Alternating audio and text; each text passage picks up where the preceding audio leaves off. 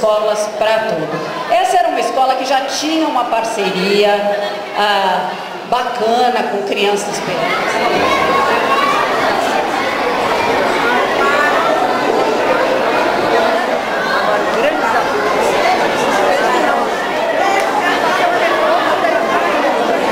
Senhora Secretária de Educação, Cláudia Coutinho, como você vê a parceria do Espaço Criança Esperança com o CIEP João Goulart?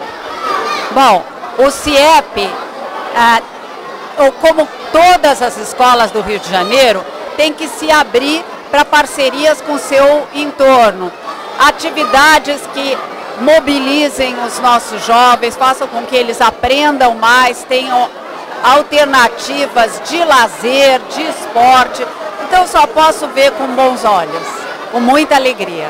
Obrigada. Aqui vai Tainá Martins para a TV Espaço.